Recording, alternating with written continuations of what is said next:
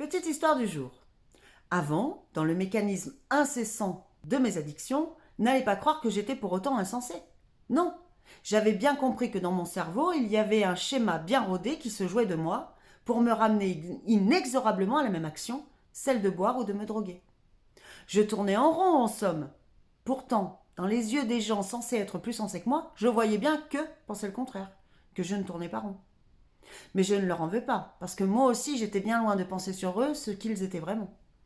Je vous explique. Quand je voulais arrêter mes addictions, je regardais les gens qui n'en avaient pas.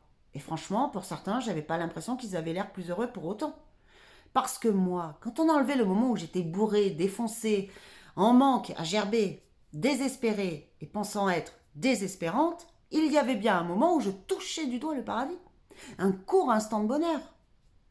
Mon malheur, c'était que mon cerveau me faisait croire que rien au grand jamais ne pourrait égaler cette courte sensation. Il m'amenait même à croire que si je commençais à boire de l'eau, ma vie serait plate comme celle-ci. Que ma vie serait lisse comme la surface d'un lac artificiel, un jour sans vent. Un truc sans caractère en somme. Bon, malgré tout, j'ai réussi à m'éloigner de tous ces poisons. Pour vous donner l'idée, pendant un temps, on aurait dit un vagabond marchant dans le désert à côté de ses pompes. La chance que j'avais, c'était que je marchais face au soleil.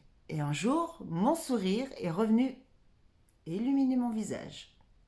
Je me suis mise à parler avec des gens qui n'avaient pas d'addiction. Et pour le coup, je les ai trouvés très intéressants. Et il y en a même qui étaient très heureux. Et je me suis dit, est-ce que c'est pas ça aussi avoir du caractère? Être capable de créer son paradis loin de ceux qui sont artificiels? Être capable de créer son bonheur en soi pour l'offrir aux autres? Franchement, c'est loin d'être superficiel.